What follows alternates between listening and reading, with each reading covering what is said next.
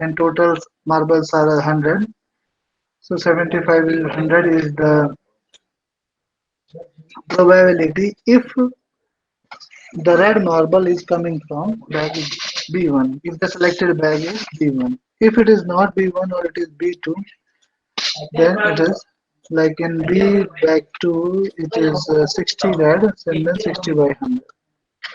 And then the probability of choosing red marble from bag 3 is 45 by 100 because bag 3 contains 45 red marbles. Now, in the probability of selecting bag, because there are three bags and we can select any one independently, so we assume that their probability are of selecting individually is equal and then finally arrive at this. So the probability of selecting a bag is 1 by 3 because out of 3 we have to select one bag. So if I select B1 then its probability 1 by 3, probability of bag B2 is also 1 by 3 and like this. Now the total probability loss is that the probability of the selected marble red is can be written as this. Summation I goes to 1 to 3, probability of A given Bi, probability of Bi. And then you run this index I. So if you substitute 1, you will get this 2 and 3. And then you substitute all the values because A given B1 is 0.75 and divided by 3 because probability of B1 is 1 by 3. So that's why we are having this one. Another one we have substituted, and so after simplification we will get this one. So this is the way we use our law of total probability. Roll number 56 CSC. Are you present? Roll number 56 CSC.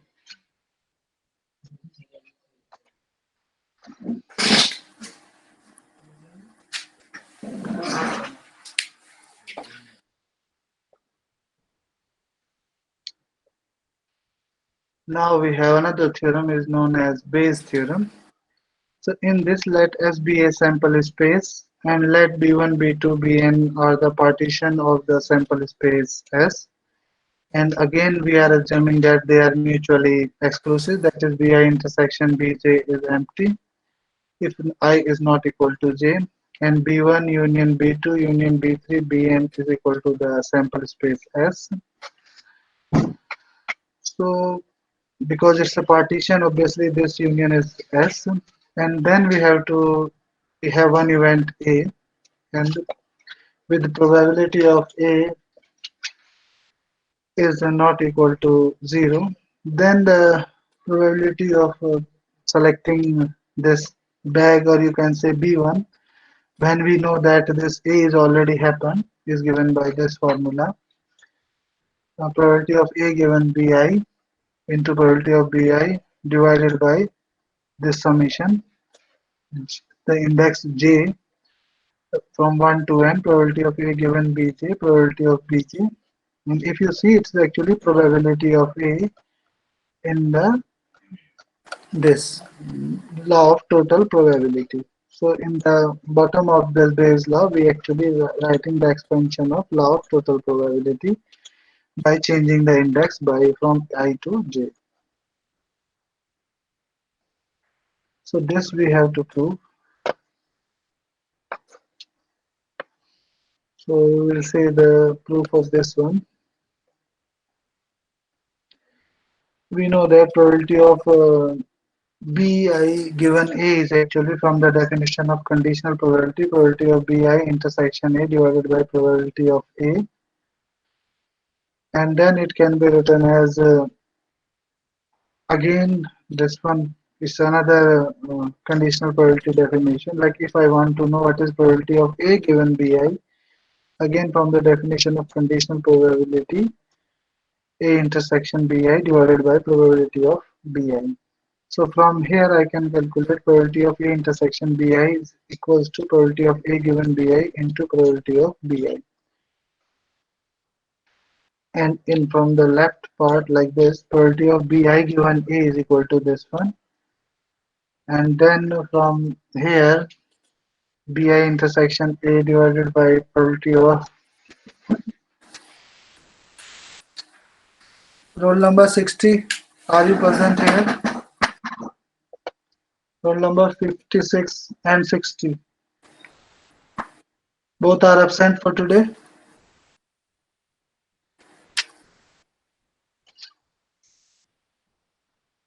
So here we are having this probability of bi given a, and this one is equal to this one.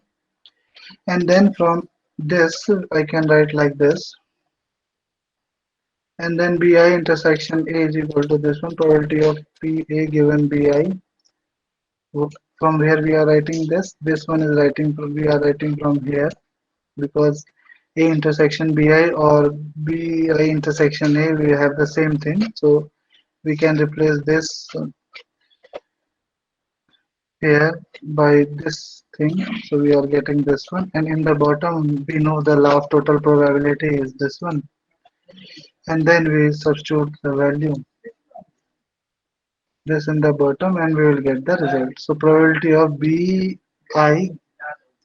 given a is equals to probability of a given bi into probability of bi divided by this summation.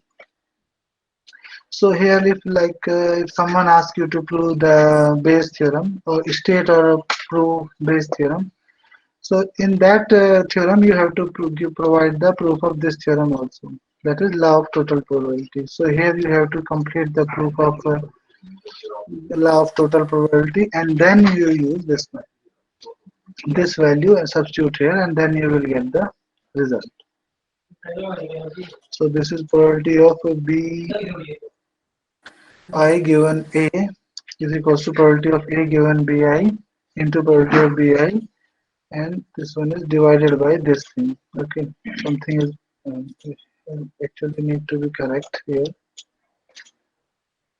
So this thing is wrong. Actually, this is probability of Bi given A is equals to probability of A given Pi into probability of By and divided by summation j goes to 1 to n probability of A given Bj into probability of Bj. So we'll use this result. Let suppose there are three racks, first containing one white, two red, blue, and three green balls, and second bag containing one white. Okay, this is the actually table. From this table you can know, like B1 is bag one, and W is white ball, R stands for red ball, and G stands for green ball. So bag B1, B2, B3 are there. In bag B1, one white, two red, and three green ball. In bag B2, two red, sorry, in bag B2, two white, three red, and one green ball. And in bag B3, we have this three white, one red, and two green balls. So this is given. And what is asked here? Find the probability that the ball should be so drawn it came from the second. Okay.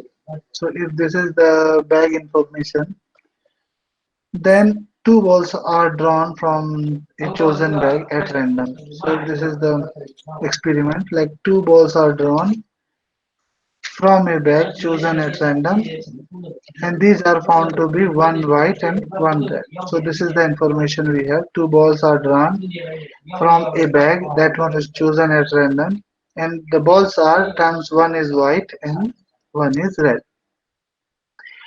So it means, and now we have to find the probability that the balls should be so drawn came from the second bag. That is, we have to find these balls, two balls are drawn from the second bag. So first we have information. The ball one white, so we assume that A is the event that the one white and one red ball is drawn. And we have to find this is already happened.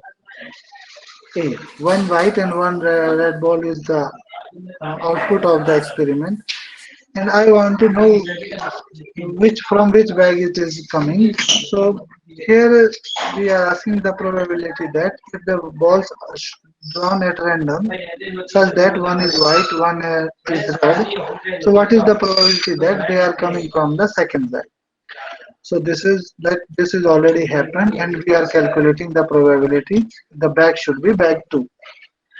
Then if we remember the definition or sorry statement of Bayes theorem says that this one probability of bi given a is equals to probability of a given bi into probability of bi divided by this summation. So here n represent the partition here, but here actually we are only having three vags. So this summation goes over three. So summation j goes 1, 2, 3. Probability of a given bj and probability of bj. So it means probability of a given b1 into b probability of b1 plus probability of a given b2 into probability of b2 like this. So so in the summation present in the denominator we written it explicitly for three bags. And now we calculate this one probability of b1 probability of because there are three bags again, so the probability of choosing a bag is again equal. So and so out of three, if we select one, it is 1/3. Now in this summation and present in the denominator, we require this. What is probability of A given B1? That is the if ball is one white and one red, but it's coming from bag B1. What is the probability of that one? So this one is like in bag A, we are having how many balls in bag? Here we are having one white, two reds, and three green balls. So favorable cases like in one from one white, we have to select one white because there are only one white available in bag one. And the case like here, red balls, there are two red balls present in that bag one, and out of that I have to select one. And the selection of white ball is independent of the selection of red ball. So that's why here we have this multiplication. Then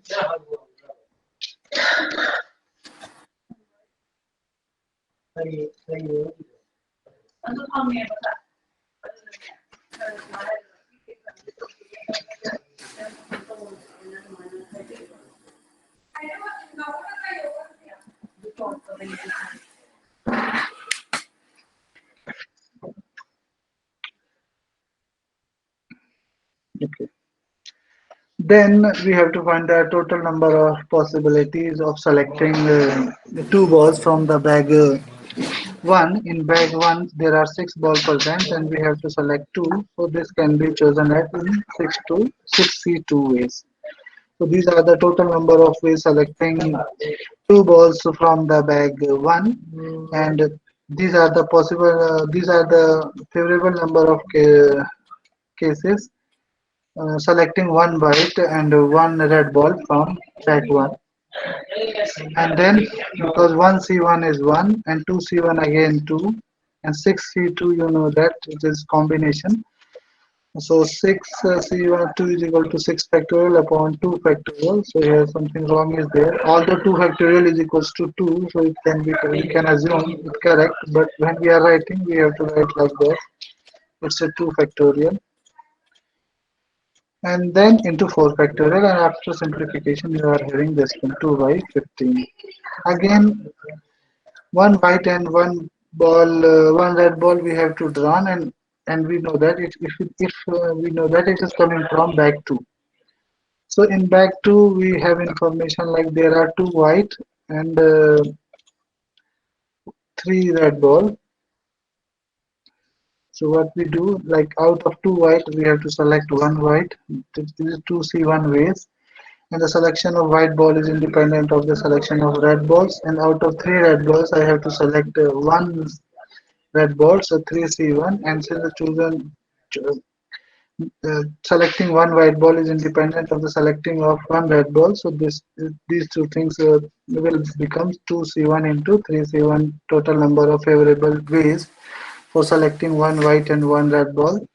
Again in bag 2 also there are 6 ball and out of 6 we have to select 2. So this is C6 C2 again, and after simplification we will get 6 by 15. Similarly, probability of A given B3 you can calculate by using the same logic. 3 white, 1 red, and 2 green. So it means 3C1, 1C1, 6C2, and you are getting this one. Now I am having all the values, these 3 and these 2. So these 3 values are required and these 3 values are required, and I have to substitute all these values in this formula of Bayes theorem. So if I substitute all these values, we will get this. So this is the probability that one white and one red ball drawn, if they come from second bag 2, then the probability is 2 by 11. If they are coming from bag 1, then we have to write here in the numerator A given B1 and probability of B1. Then we will get the different probability. Similarly for bag 3, A given B3 and probability of B3, and here like probability of B3 given A. So in exam generally we ask this kind of question. Here we have second bag. Generally sometimes we say third bag, fourth bag, not third, fourth because there are no only 3 bags. So second or first bag also. Okay.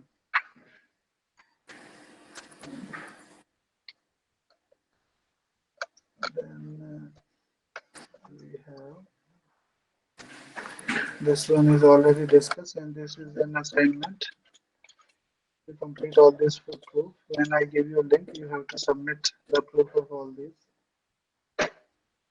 Then there is a suppose bag B1 contains A white ball and B black balls, and bag B2 contains C white ball and D black ball. If one ball of unknown color is transferred from bag B1 into bag B2, and then a ball is drawn at random from bag B2, what is the probability that it will be a white ball? So in this question, we have 2 bags. Bag B1 contains A number of white balls and B number of black balls.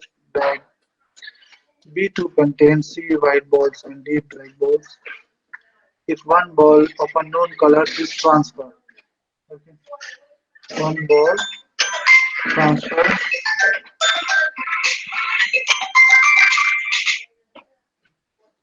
हम लोग अभी class के बाद call करते हैं. अच्छा अच्छा ठीक है. So we transferred from bag B1 into the bag B2, and then a ball is drawn at random from bag B2. What is the probability that it will be a white ball? So we will see. So let the W representing the white ball is drawn from bag B1 and B is representing the black ball is drawn from bag B1, because here it is saying that one ball of unknown color is transferred from bag B1 to bag B2. So we are assuming two possibilities. It may be white also, it may be black also. So what W stands for, white ball is drawn from B1 and transferred into B2, and B is the event, black ball is drawn from bag B1 and transferred into B2. The sample space for transferring one ball from bag B1 to bag B2 is this one, either a white ball or a black ball. And we know that this intersection is 5, and the probability of white ball in bag B1, because in bag B1 it is B and A. So total number of balls like A white and B black balls, it means A plus B balls are present there. And out of that, A number of balls favoring to white, so it is like A upon total number of white colors ball percent in the bag B1 and divided by total number of ball percent in bag B1. Similarly for black ball is this one. The ball is drawn from bag B2 after transferring a ball from B1 into B1 and it is white. So we have to find that either W happens or B happen and intersection with E because we want this the ball transfer drawn from bag B2 after transferring a ball from bag B1 into B2 is a white.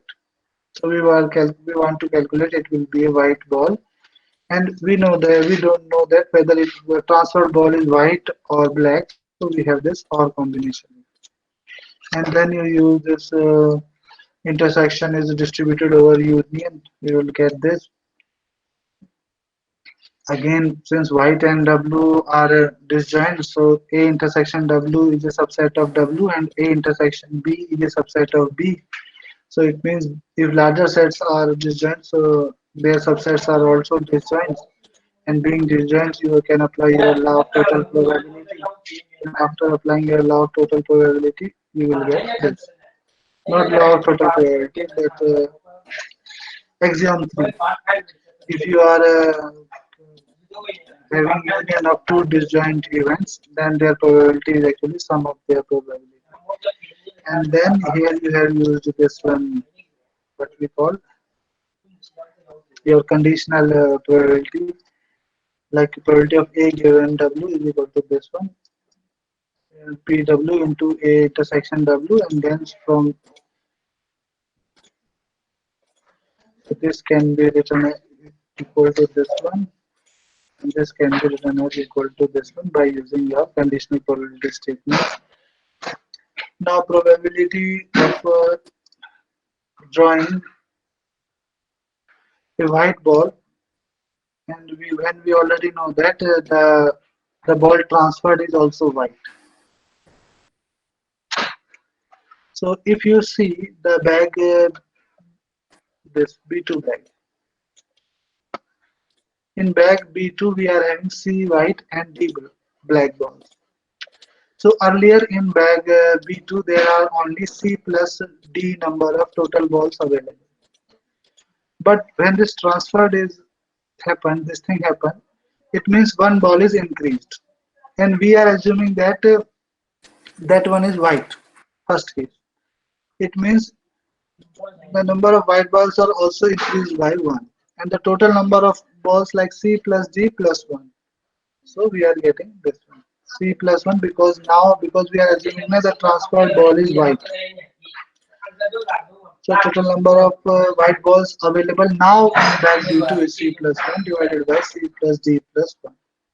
Now if they are black, then this one because it will increase the number of ball black but not white, so favoring to this event A is only C and total number is this one. And now you substitute these values here and after simplification you will get the desired probability. Now we have another problem like there are three machines M1, M2, M3 produced identical items of their respective outputs. 5%, 4%, 3% of the items are faulty.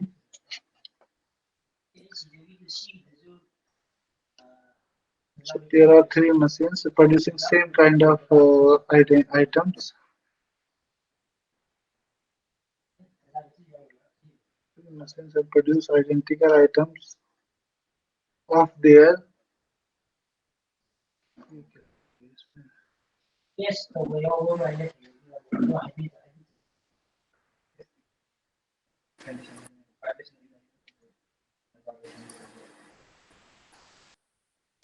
Okay, whatever maybe it, the sense is that if whatever they are producing, out of them, like 5% are faulty from M1, 4% are faulty from M2, and 3% are faulty from M3.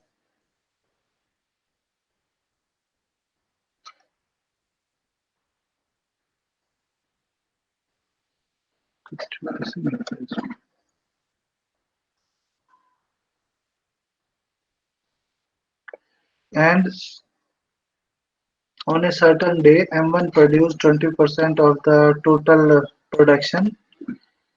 I think it is output. It's short लिखा हुआ है इसमें. So contains M1 on a certain day. M1 has produced 25% of the total output. M2 has produced 30% of the total output, and M3 produce remaining. So like M3 is producing around 45%.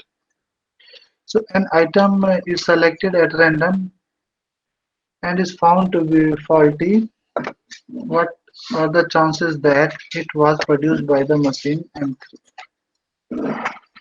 So we are representing like M1 item produced by machine M1, M2 representing the produced by M2, and M3 representing the item produced by M3 machine.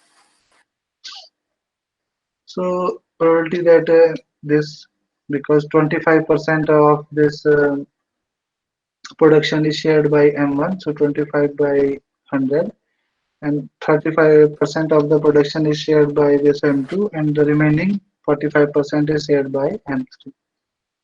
Now item is faulty. We have assumed A is the event because here when the random is item is selected and it is found to be faulty, and we have to found that that faulty item is coming from the machine 3. What is the probability of that? That this faulty item coming from M3. So here probability of A given M1. So we know that whatever M1 producing, out of that he is producing 5% of the faulty elements. Similarly, whatever M2 is producing, out of that 4% is faulty, and 3% faulty in M3. So this is the faulty item from M1. Then the probability of selecting faulty item from the machine M1 is 5 by 100. Similarly, faulty item selected from M2 is 4 by 100, like this. And then we know that the item is faulty and we have to find the probability. It is coming from the bag M3. So this has already happened, and this we want to know what is that it is coming from M3. So that is M3 probability in conditional A. And then we use this Bayes theorem because there are only 3 machines. So we have M1, the index run over 3, n equal to 3. So j goes to 1 to 3, and then you will get this kind of term. And then you substitute all these values. We have already calculated above all these values, this one, this one, this one. So you substitute here, and after simplification, you will get this kind of result. So this is the probability of selecting, like if our selected item is faulty, then it is coming from the machine 3, the probability with this probability 27 by 76.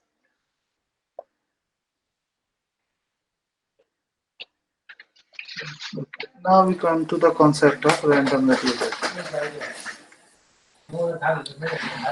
So a random variable is a function x whose domain is the sample space and whose range is a subset of real number.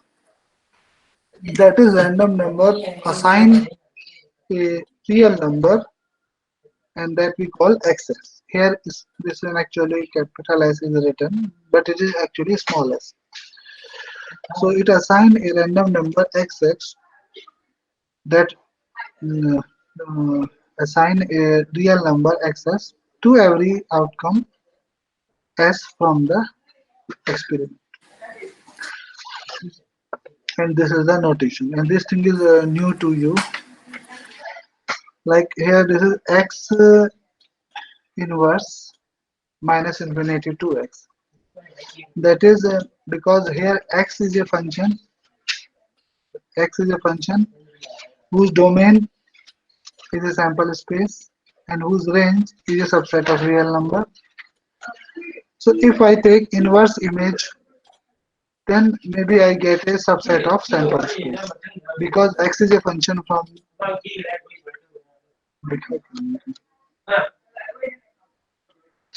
here x is a function from S to R.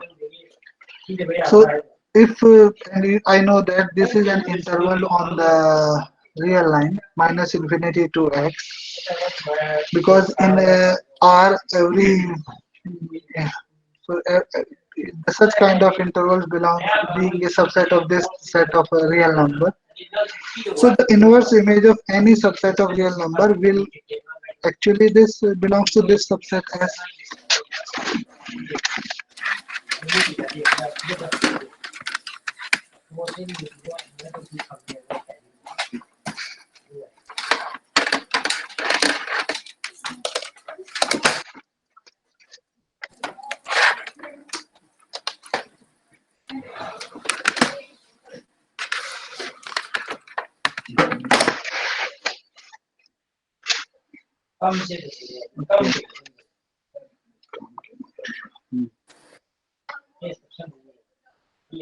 So x is a function from the set of sample space to the set of real number, and the inverse image of any subset of R actually subset of S. It means it's a event, because you know that any subset of S is an event. So that's why I have used this inverse map. That is the inverse image, inverse function for this X. So and if it apply on this any subset of on the real line. So this is one of the subset of real line. Open at minus infinity till x, close at x.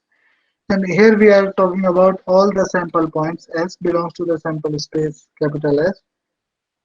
If the x image of small s is less than equal to x. So we are considering all those point sample point in this set whose image is less than equal to certain real number. So it becomes a subset of the sample space, and we will call this event. So now onward, your probability theory will be changed totally, and with this help of this random variable, we will develop new theory. So this is now event. So you have to remember this notation like x inverse minus infinity to x closed at x. X belongs to small x belongs to capital S, so that capital X of small s is less than equal to x. And like if you have this one two points like x1 to x2, again this one is an interval on the real line x1 x2, and then because it is open at x1, so it is like this one. S belongs to x, so that small x1 is greater than capital Xs and less than equal to x2. So this is also an event. So there are many kind of event we can generate by taking inverse uh, image of any set on the real line, but this one is most preferable and I am going to use this one all the time. So you have to remember this definition. Instead of this capital X, we have small s. So we'll see one example here. Suppose we are talking about tossing of a coin, and in this we are having one head and one tail. We know that if we toss one coin, we will either get head or tail. And now I am defining a map from this capital X from this S to the set of real number, and the map is taking t to the number 2 and h to the number 1. So the because here sample point h is there, so x image of h is 1 and x image of capital T is 2. Now I have to find the inverse image of certain set. So I selected from minus infinity to this 0, closed at 0. Actually it is 0, minus infinity to 0. So this is the set minus infinity to 0. So if you know the definition is this event is x inverse of minus infinity to x is actually equal to s belongs to x such that x of x is less than equal to small x. So this is the definition. Small x belongs to capital S such that x of small s is less than or equal to 0. So we can see that here because there are only two sample points and one of them is mapped to 1, another one is 2, and no point from the sample space is mapped here in this domain minus infinity to 0. So it means empty. Now I take another set minus infinity to 1. So again from minus infinity to 1 I have to select those sample points from the sample space for which x of s is less than or equal to 1. So we know that till now there is no point, but here actually equality on the ones and one having pre-image as h. So it means this contain because others are don't have any their pre-image, but this one is having. So due to this we are writing h. Now I take another point interval like minus infinity to 3 by 2. So 3 by 2 lies somewhere here if you see. Okay, because it is 1 into 1 and a half. Okay, so 3 by 2 lies somewhere here. And now I am talking about this minus infinity to this. So from this domain, again we know that there are exist 1.1 which have its pre-image h, but other points don't have any pre-image. So I am writing h. Now I talk about 2. Minus infinity to 2. So one thing you have to notice here that I am always taking my events in terms of like minus infinity to somewhere. So this is very important. Actually, every time I will take like this minus infinity to 2.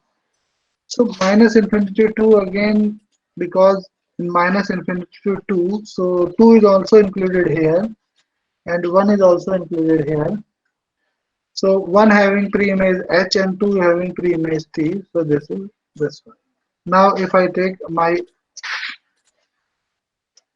like x equal to 4, if I take 4, so if my x is greater than 2, again this interval minus infinity to 4 containing 1 and 2, so it means T on H are there. So this is the inverse image. This is the inverse image for the general X. So how we write this one? If x is less than 1, here you see that strictly less than 1 is there. So less than 1 means we are actually not touching this 1. We are only talking about minus infinity to like if you write this thing fully, it actually minus infinity less than x less than 1. Okay.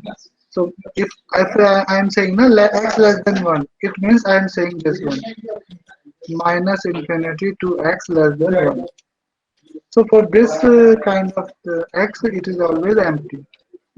Now if x is lies between 0, sorry, lies between 1 and 2. So if x lies between 1 and 2, so suppose like x is 1 by 3 by 2. So in that case, it means I am talking about any x here. My x is here, which is greater than 1 and less than 2.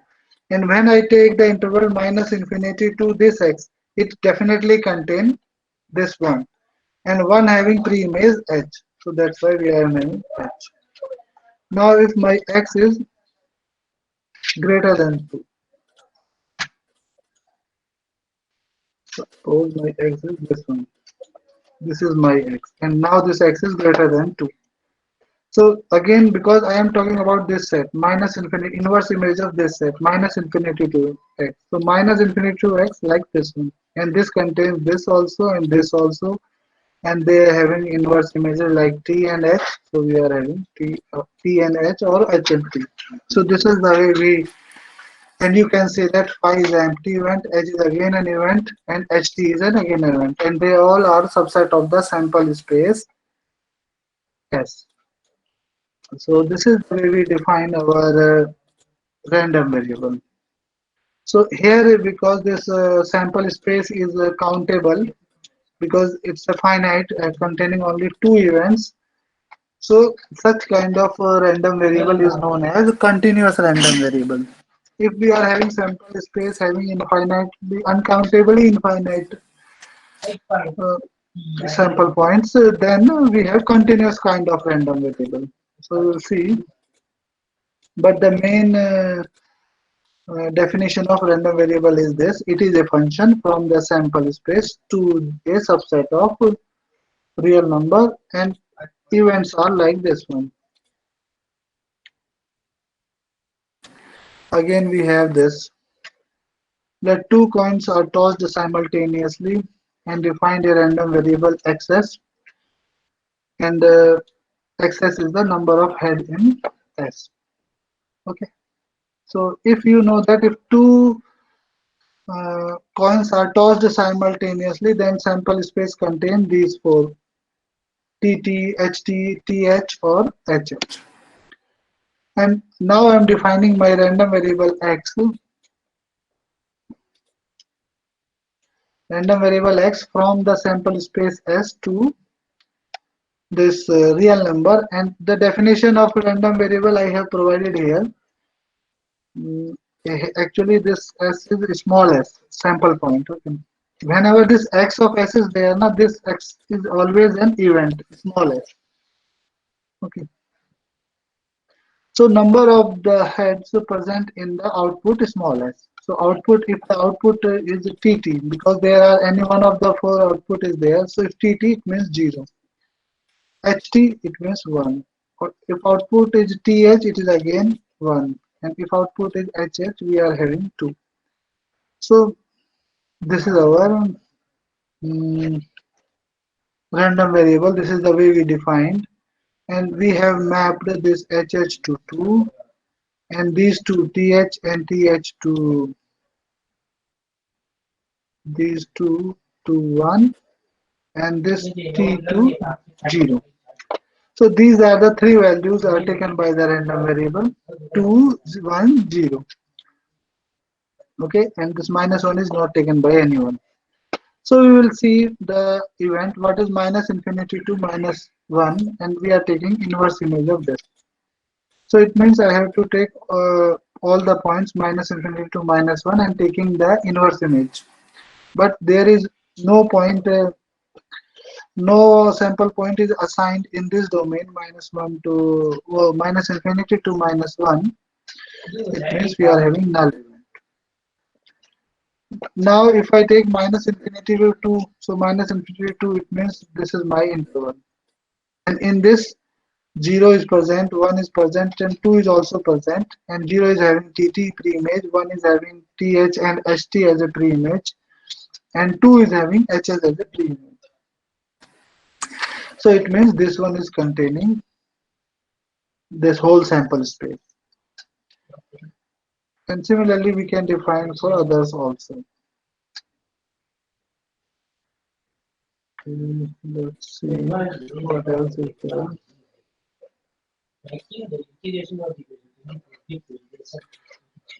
So this is the way we define our random variable.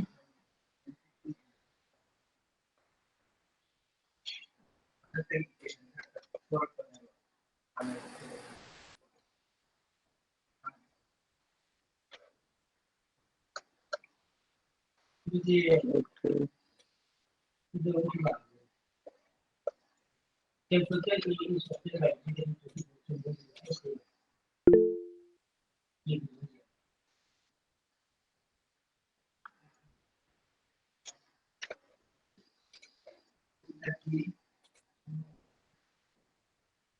So this is our random variables. I'm talking about this. So a random variable x is a function from the sample space to the real number. So whatever value is it's taking now, like earlier for h and t, it's taking 1 and 2, and when we have tossed the two coins, we are having this r is taking three values 0, 1, 2, That one is known as the range of x. So for example, here he considered one example. I tossed 5 coins simultaneously. Then the sample space is like this, t t t t t h, and like this. You can write all the events. And then I define a random variable x such that the number of heads. So like in t t t, no heads, so 0 may be taken. There are one event like this, only one head. So this 2, 3, 4, and maybe there are also one event in which 5 heads are there. So 5. So depending on the outcome, it will take the value. So, but these are the value taken by this random variable x. So this is known as the range of the random variable x and denoted by Rx.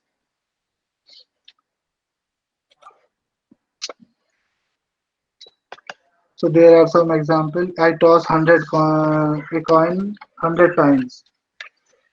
With the number of heads I observe, it means the range is 0, 1 to up to 100, because maybe there is no head in all 100 tosses, or maybe all 100 tosses having head. Another, I tossed a coin until first head appears. So like maybe in first toss I get head. So here y is a random variable that is representing the number of coin tossed, that is until we are getting first head. So maybe in the first you will get one, maybe in the second, or maybe in the third trial. So these are the output for the random variable y. The another random variable t is defined as the time in hours from now until the next earthquake occurs in a certain city. So obviously the range of this kind of random variable, like it may be 0, it may be 0.001, 0.002, or 100.001, anything up to infinity. Such kind of random variable are continuous, because and such these kind of are discrete kind of random variable. So we will talk about this in the next class. Now we will take attendance.